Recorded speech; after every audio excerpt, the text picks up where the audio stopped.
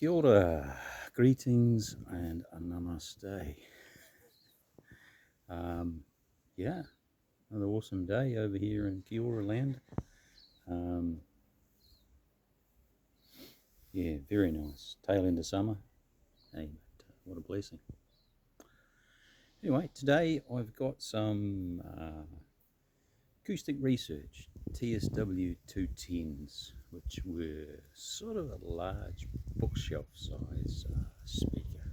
Vintage era, 1989 perhaps was their release date. So I'll flip the camera around and we'll have a look. Yeah, so there we go. That's the two pretty much they're more or less complete. Just an assemble and final sound check on those. Yeah, but what a lovely, I don't know if you've had experience with these. Please share in the comments. The more we can help each other, that'd be awesome. Just to share how you felt about them and what your experience were, perhaps. I understand there's a whole, obviously a large range within the TSW series or range. Yeah, but nice solid wood top and bottom panels, as anyone who knows the range would attest to. And just the nature of the construction is like really good. I was lucky. Totally foreseen, of course. So that's the woofer, 8-inch woofer out of them. That's 36 or 37 years old now. And I've just put on a new, went for rubber surround just because it was the optimal size.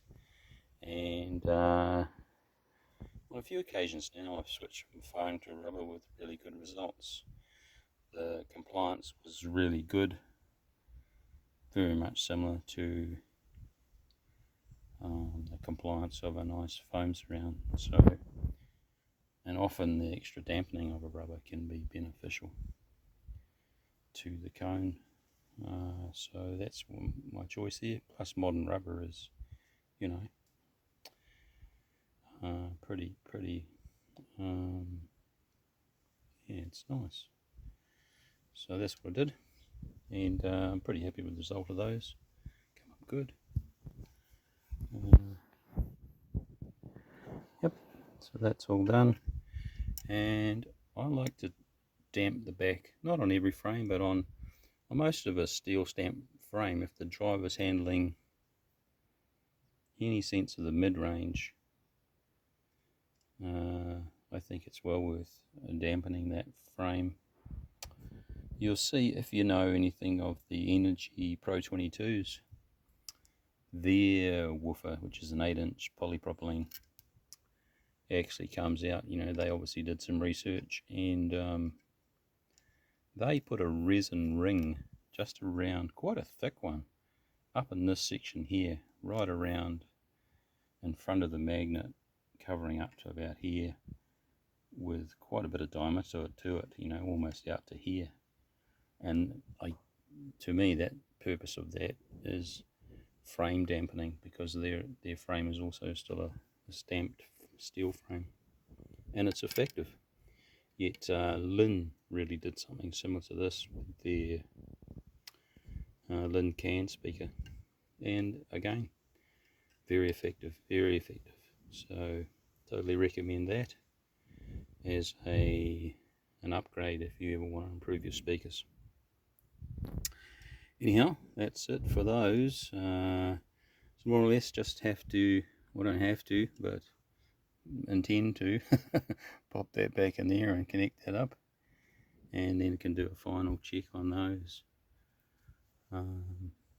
Yeah, so that's it for those, and yeah, grateful because they're a lovely speaker, and fantastic to see that real wood in there in the design, and some front baffle surface dampening there.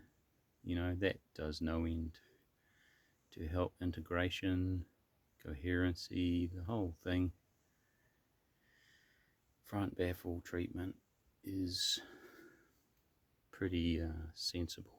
It's more or less the way as is the rear of it. I've left these stock just for nostalgia and vintage authenticity, really.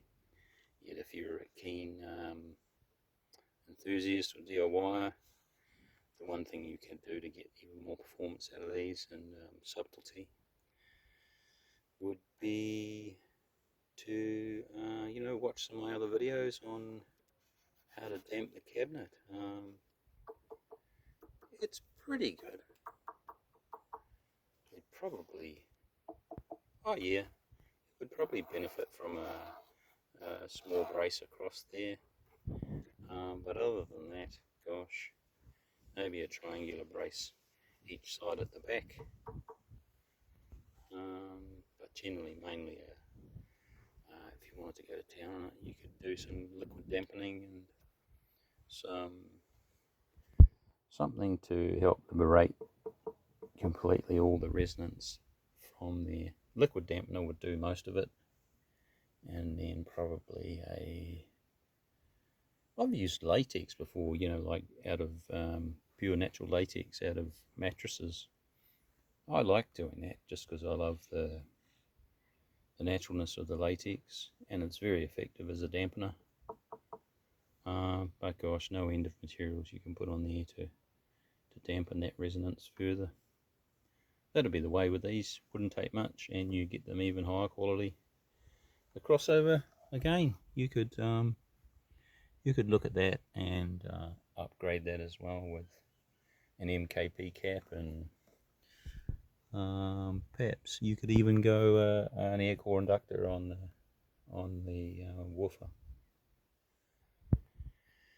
Then you'd have quite an elevated speaker, Yeah, golly, it sounded great just as it is, so we've left it as is for now. Alright, so much for that. This was going to be a short video. All good. Take care, enjoy your music and life and creating and just being awesome, of course, comes naturally to you, I'm sure. Alrighty, take care, thank you.